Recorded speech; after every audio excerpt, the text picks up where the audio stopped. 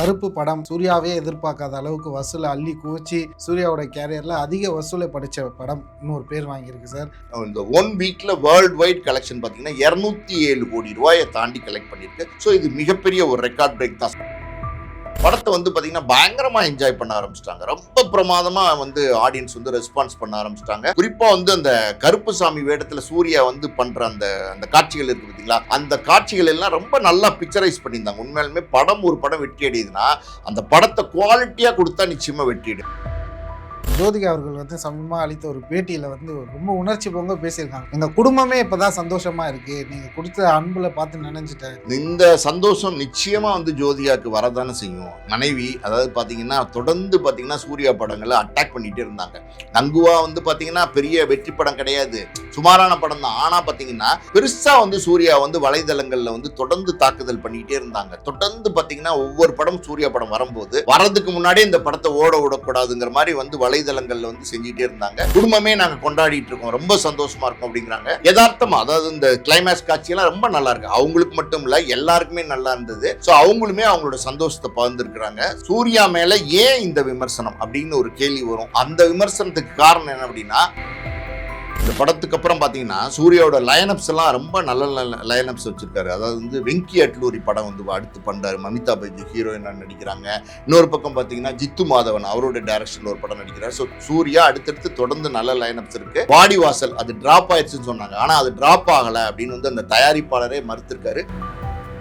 அறம் நாடு நேயர்களுக்கு அன்பு வணக்கம். இன்று நம்முடன் இணைந்திருப்பவர் தயாரிப்பாளர் பாலாஜி பிரபு சார் அவர்கள். சார் வணக்கம். வணக்கம். கருப்பு படம் சூர்யாவே எதிர்பார்க்காத அளவுக்கு வசூலை அள்ளி குவிச்சு சூர்யாவோட கேரியரில் அதிக வசூலை படித்த படம் இன்னொரு பேர் வாங்கியிருக்கு சார். அது சம்மந்தமாக சூர்யா அவர்களின் மனைவி ஜோதிகா அவர்கள் கருப்பு படத்தை பற்றியும் சூர்யா நடித்த அனுபவத்தை பற்றியும் பல சுவாரஸ்யமான நிகழ்வுகளில் சொல்லியிருக்காங்க. கருப்பு படம் ஃபர்ஸ்ட் ஆஃப் ஆல் இவ்வளோ பெரிய ஒரு வெற்றியை கூச்சிருக்கு, இதை எப்படி சார் பார்க்குறது? ஏகப்பட்ட தடைகளை தாண்டி கருப்பு படம் ரிலீஸ் பண்ணியிருக்காங்க. முதல்ல மே 14 ரிலீஸ் டேட் சொல்லி மே 14 பார்த்தீங்கன்னா படம் ரிலீஸ் ஆகலை. அதாவது இதில் என்ன ரொம்ப முக்கியம்னா, நம்ம முதலமைச்சர் விஜய் அவர்கள் வந்ததுக்கப்புறம் 9 மணி சிறப்பு காட்சி இந்த படத்துக்கு தான் கொடுத்துருந்தாரு. இதுதான் முதல் படம். ஸோ ஆடியன்ஸ் எல்லாம் பார்த்தீங்கன்னா அதுவும் சூர்யாவோட ரசிகர்கள் தேட்டரில் காத்திருந்தாங்க. படமே ரிலீஸ் ஆகலைன்னொன்னே ரொம்ப வேதனைப்பட்டு அவங்களுடைய மன வலிகளை சோஷியல் மீடியாவில் பதிவு பண்ணியிருந்தாங்க. ஒவ்வொருத்தவங்களும் பார்த்தீங்கன்னா சூர்யாவோட ரசிகர்கள் அழுகிற மாதிரி நிலைமைக்கு போயிட்டாங்க. உண்மையாலுமே பார்த்தீங்கன்னா சூர்யாவோட ரசிகர்கள் சூர்யா மேலே ஒரு பெரிய அன்பு வச்சுருக்காங்க. இந்த எப்படி சொல்கிறது அப்படின்னா, ஒரு அண்ணங்கிற முறையில் சூர்யாவை பார்க்குறாங்க. சூர்யா அண்ணா அப்படின்னு தான் எல்லா இடத்துலையும் சொல்கிறாங்க. ஸோ ஒரு பெரிய ஏமாற்றத்தை கொடுத்துச்சு. ஆர்ஜே பாலாஜிலாம் கூட பார்த்தீங்கன்னா கண்ணீர் விட்டு வீடியோலாம் போட்டிருந்தாரு. ஸோ பெரும் முயற்சி, சூர்யாவுடைய பெரும் முயற்சியால் பார்த்தீங்கன்னா 100 கோடி கடன் ஒரே நாளில் சூர்யா பொறுப்பேற்றுக்கிட்டாரு. பொறுப்பேற்று அந்த படம் அடுத்த நாள் மே 15 ரிலீஸ் ஆச்சு. ஃபர்ஸ்ட் டே ஃபர்ஸ்ட் ஷோ, நானும் ஃபர்ஸ்ட் டே ஃபர்ஸ்ட் ஷோ பார்த்தேன்.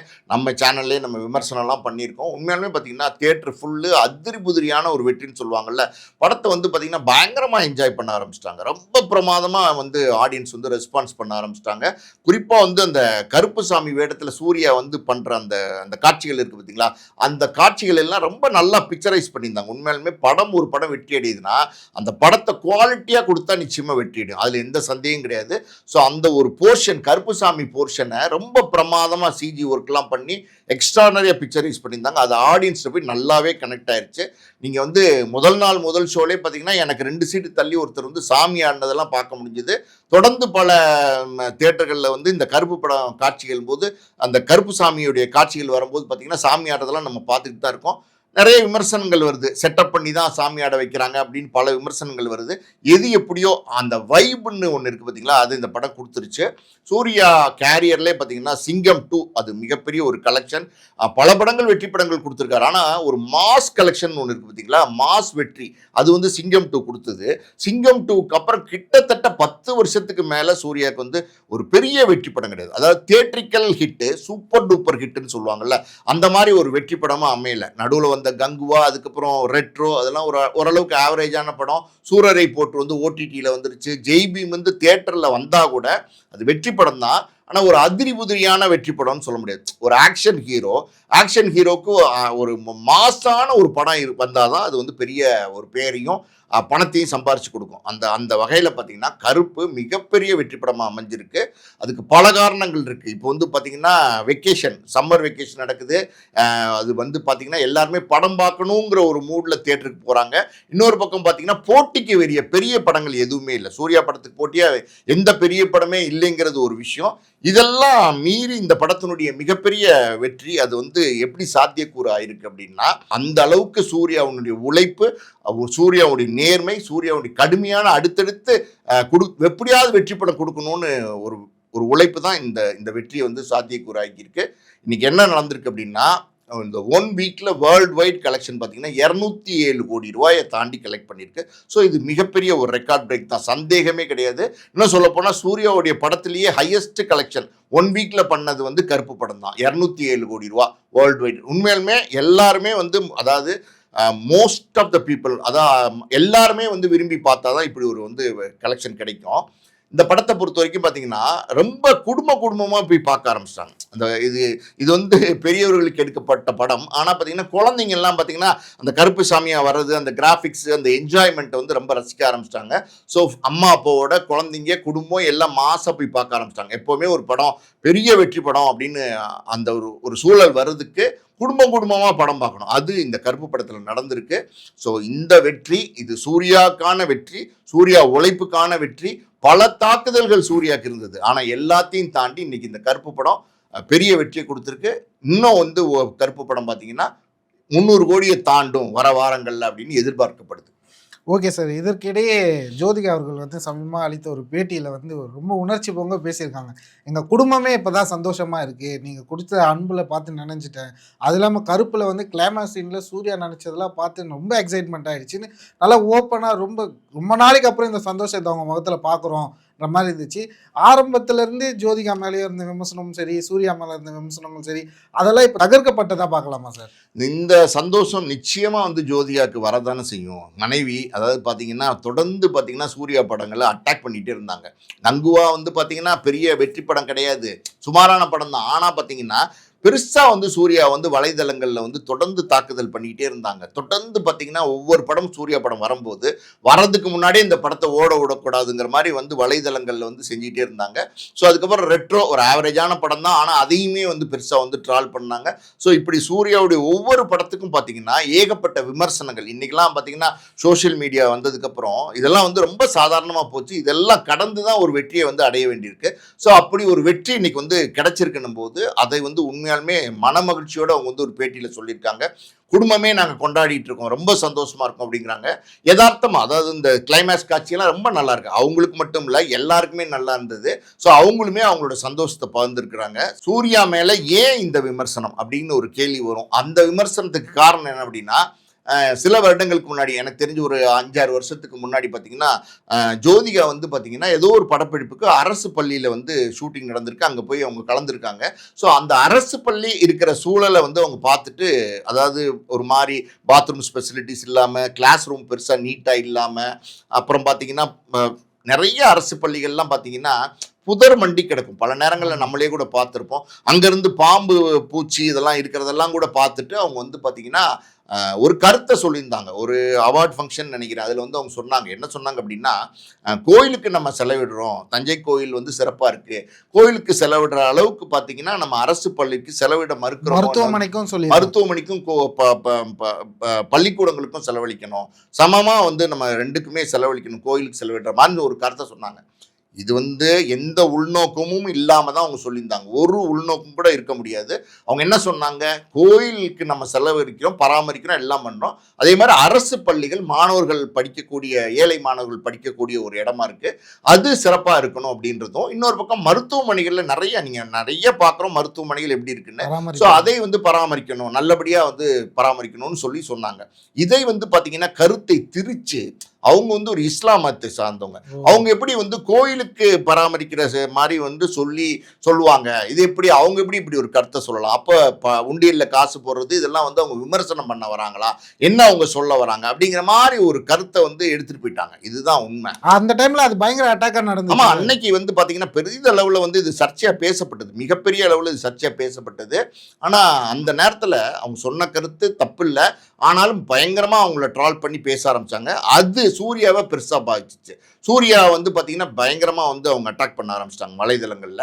சூர்யா ஆனா வந்து அதே நேரத்துல ஒரு கருத்தை பதிவிட்டு இருந்தாரு. அது எப்படின்னா, ஜோதிகா சொன்ன கருத்து சரி, அந்த அந்த கருத்துல இருந்து எப்பவுமே நாங்க பின் வாங்க மாட்டோம், எங்க குடும்பமே அந்த கருத்தை ஆதரிக்கிறோம் அப்படின்னு வந்து அவருமே வந்து ஸ்ட்ராங்கா வந்து பேசியிருந்தார். இதுதான் இது ரொம்ப முக்கியம். ஸோ அது அவங்களுக்கு அன்னைக்கு பெரிய ஆறுதலா இருந்திருக்கும் ஜோதிகாக்கு. இன்னைக்கு பாத்தீங்கன்னா அந்த வெற்றி அது ஒரு பெரிய சந்தோஷத்தை கொடுத்துருக்கும். இன்னொரு பக்கம் பாத்தீங்கன்னா இதே நேரத்துல இந்த ஜெய்பீம் படம் அது தியேட்டர்ல வந்து நல்லா ஓடிச்சு, நல்ல படம்.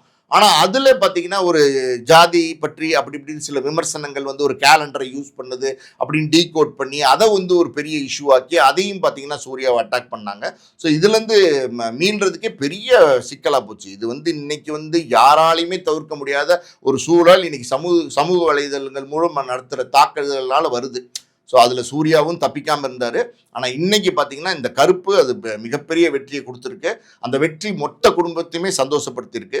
ஒரு பக்கம் பார்த்தீங்கன்னா இந்த வெற்றி அது சாதாரணமாக கிடைச்ச வெற்றி இல்லை. கிட்டத்தட்ட பார்த்தீங்கன்னா தொடர்ந்து சூர்யா படங்கள் தோத்ததுனால இன்னைக்கு 100 கோடி கடன். அந்த 100 கோடி கடன் அந்த தயாரிப்பாளருக்கு தானா அப்படின்னா தயாரிப்பாளருக்கு தான். அந்த தயாரிப்பாளர் யார் அப்படின்னா அந்த ட்ரீம் வாரியர்ஸ் SR பிரபு வந்து சொந்த சூர்யாவோட அம்மாவோட தங்கச்சி பையன், சித்தி பையன். ஸோ இது குடும்பம் தான், ஒரு குடும்பத்துக்குள்ள நடந்த ஒரு ப்ரொடக்ஷன் தான்.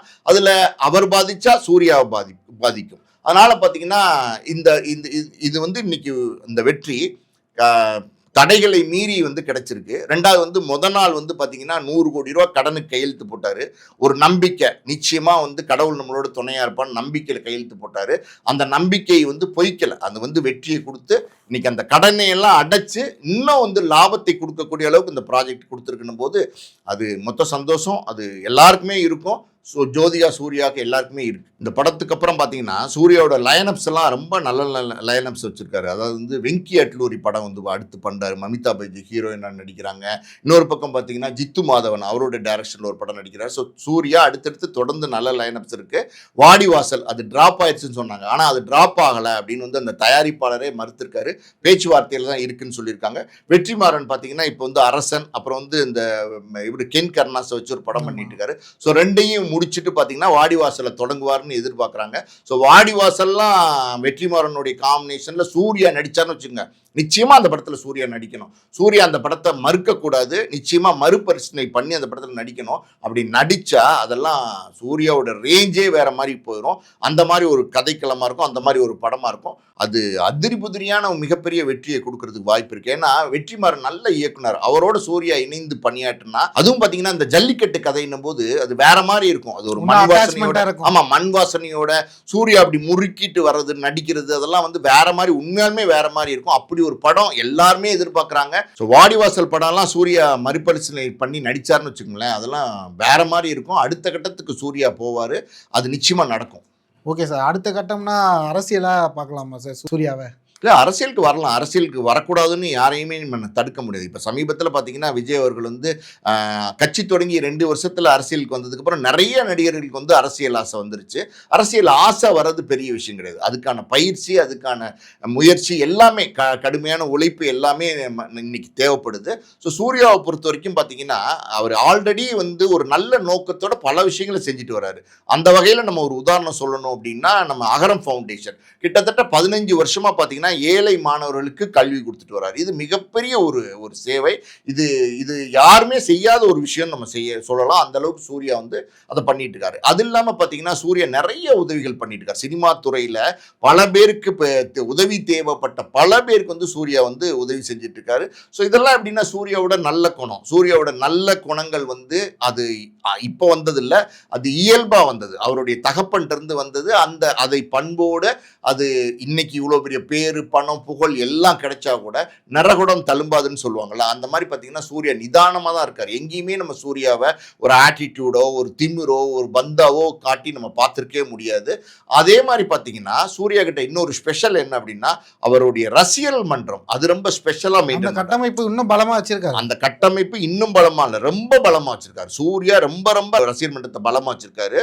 சூர்யாவுடைய ஆடியன்ஸ் அதாவது சூர்யாவோட ரசிகர்கள் அப்படின்னும் போது ஒரு ஒரு குடும்பத்துல ஒருத்தன் அப்படிங்கிற மாதிரி ஒரு கனெக்டிவிட்டி. நீங்க பாருங்களேன், சூப்பர் ஸ்டார், உலக நாயகன், அப்புறம் பார்த்தீங்கன்னா தளபதினு நிறைய அடைமொழிகள் பட்டங்கள்லாம் இருக்கும் பல நடிகர்களுக்கு.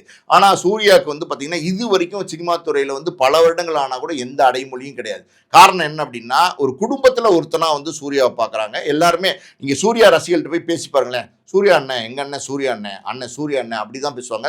அந்த அண்ணங்கிற கனெக்டிவிட்டி வந்து சூர்யா வந்து எல்லாத்துட்டையும் கொண்டு போய் சேர்த்துருக்காரு. ஸோ அது பாசம், அது வந்து ரசிகர்கள் வந்து காட்டுறது எல்லாம் ஒரு ஒரு ஒரு நடிகனை பிடிச்சிட்டா அது வந்து ரசிகர்கள் அந்த அளவுக்கு வெறித்தனமாக இருப்பாங்க.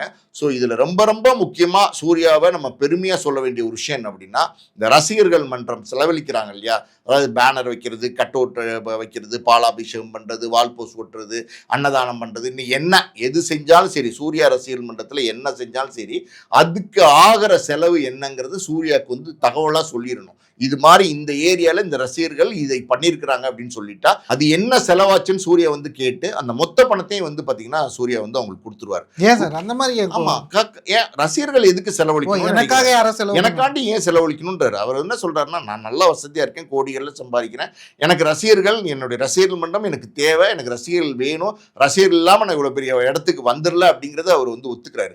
அதே நேரத்தில் பார்த்தீங்கன்னா எனக்காண்டி வந்து ரசிகன் சம்பாதிக்கிற பணம், ரசிகன் யாரா இருப்பான், ஒரு மாசம் 5,000 வாங்குறவனா இருப்பான், ஒரு ஸ்விக்கி ஓட்டுறவனா இருப்பான், ஒரு ஜொமோட்டோ ஓட்டுறவனா இருப்பான். அவன் சம்பாதிக்கிற அந்த காசுல வந்து ஒரு 2,000 4,000 செலவழிக்கிறது நியாயம் இல்லாத விஷயமா தானே இருக்கும். அது வந்து சூர்யா விரும்பல. எல்லா காலத்திலையுமே அதுக்கான பணத்தை வந்து சூர்யா தொடர்ந்து கொடுத்துட்டே தான் இருக்காரு. ஸோ சூர்யாவை பொறுத்த வரைக்கும் பார்த்தீங்கன்னா அவர் வந்து ஒரு ஒரு பக்குவப்பட்ட மனிதர். நீங்க வந்து பல இடங்கள்ல பார்த்துருக்கலாம். நடிகனா இருந்தா கூட அது எதுவுமே இல்லாம ஒரு ஒரு பப்ளிக்ல வந்தா கூட ஒரு சராசரியா என்ன ஒரு மக்கள் எதிர்பார்க்குறாங்களோ அந்த அளவுக்கு நடந்தக்கூடிய ஒரு மனிதர். ஸோ அவரும் அரசியலுக்கு நாளைக்கு வரலாம், வராமலும் இருக்கலாம், அதில் ஒரு விருப்பம் இல்லாமலும் இருக்கலாம், இருக்கவும் செய்யலாம். இருந்து வந்தா அது வந்து நிச்சயமா ஒரு நல்ல பெரிய இடத்தை சூர்யாவுக்கு ஏற்படுத்தி கொடுக்கும் என்பதில் மாற்று கருத்து கிடையாது. Okay sir. எனிவேஸ், கருப்பு படக்குழுவும் சரி, கருப்பில் வேலை செஞ்சவங்க சூர்யா, ஜோதிகா, மொத்த படக்குழுவுமே ஒரு மிகப்பெரிய ஹாப்பியாக இருக்காங்க. இவ்வளோ நாள் டவுனுக்கு அப்புறம் ஒரு நல்ல மார்க்கெட்டில் ஒரு நல்ல வசூல் ஏற்படுத்தியிருக்கு, நல்ல படமாக மக்கள்கிட்ட போய் சேர்ந்துருக்கு. அதேமாரி சூர்யா மேலே இருந்த அந்த வெறுப்பு எல்லாமே கருப்பு அடித்து நொறுக்கி இருக்குன்னு பார்க்கலாம் சார். மற்றொரு நேர்காணலில் சந்திப்போம். நேரம் தந்து பதிலளித்ததுக்கு நன்றி சார். நன்றி.